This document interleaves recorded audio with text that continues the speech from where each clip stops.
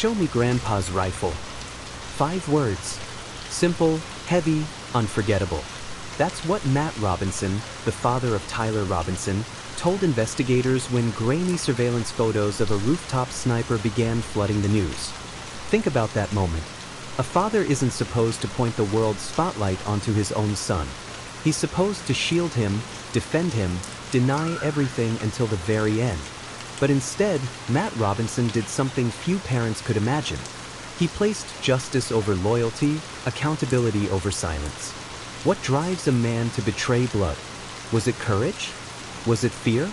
Or was it the impossible burden of seeing the truth before anyone else?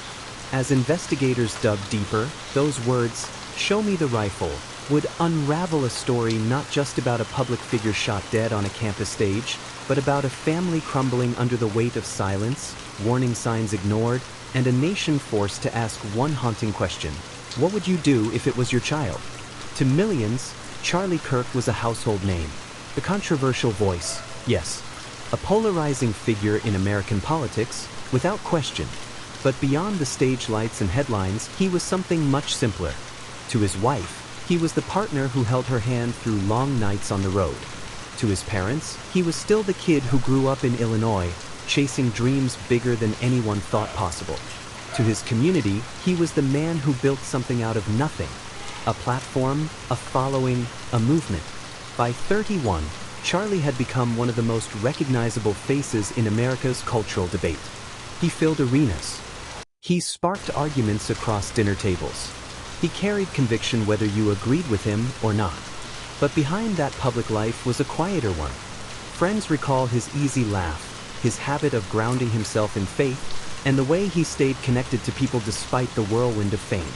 That is the man whose voice was silenced on a September evening in Utah.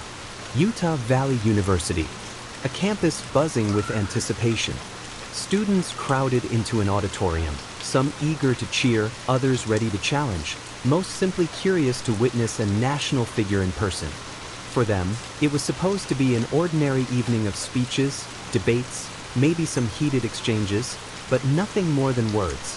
Then the shot rang out.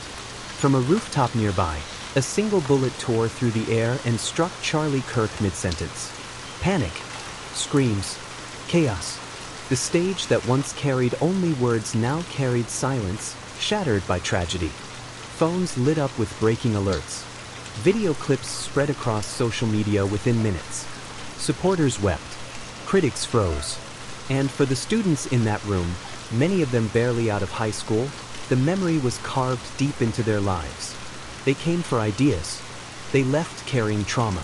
While the nation reeled, one family in Utah sat in disbelief of a different kind. Tyler Robinson, 22 years old, wasn't always the figure you see in headlines now. He grew up in a modest home, the kind where faith, family, and tradition were supposed to guide the next generation. But something shifted in the months leading up to that September night. Meals grew quieter, conversations shorter. He shut himself away in his room for longer stretches, tension brewing just beneath the surface.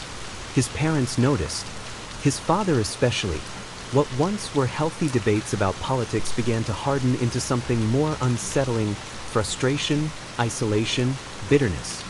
His mother would later admit that Tyler had become more political in his daily life, more angry, more distant from the values of the home he grew up in. And then there was the rifle, an heirloom, passed down from his grandfather, a piece of family history. But to his father, Matt, it became a source of dread. He asked Tyler to send a photo, just to prove it was still locked away, untouched. Tyler never replied. That silence would echo louder than any word. What Tyler didn't share with his parents, he shared with someone else.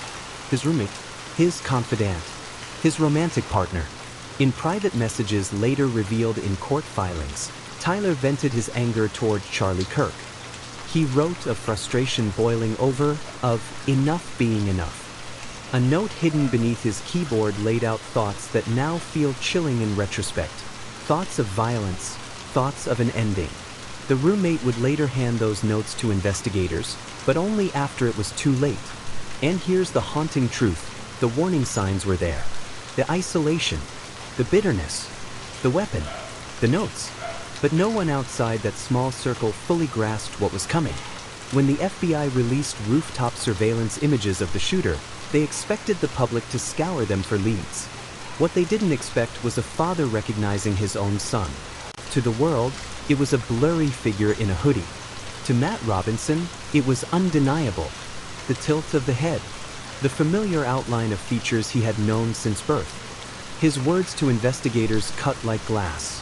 "That's my boy. Show me the rifle." When he confronted Tyler, the air grew heavy. Tyler didn't confess outright, but his words, his silence, confirmed everything. He threatened that if police came for him, he would take his own life before surrendering. Imagine that moment. A father staring at the son he raised, knowing the truth was no longer deniable. Knowing that in protecting his boy, he might doom others. And in protecting others, he might destroy his own blood. That choice will haunt Matt Robinson forever. But here's where the story twists. New evidence has emerged, evidence that could change the course of this case. Investigators have uncovered digital exchanges suggesting Tyler may not have acted entirely alone. Texts hint at conversations with unnamed contacts who seemed to fuel his anger. Witness accounts raise questions about whether he had outside encouragement, perhaps even logistical help. Was Tyler radicalized by online communities? Was he nudged toward violence by voices louder than his own? Or was he simply spiraling on his own, with others too afraid to intervene? If these leads hold weight, the narrative changes. This may no longer be a lone wolf tragedy. It may be part of something larger, a web of silence, influence, and radicalization that stretches further than anyone realized. And so we are left with two families broken beyond repair. For Charlie Kirk's family, no investigation, no new lead, no revelation can fill the silence he left behind. His wife now wakes to an empty side of the bed.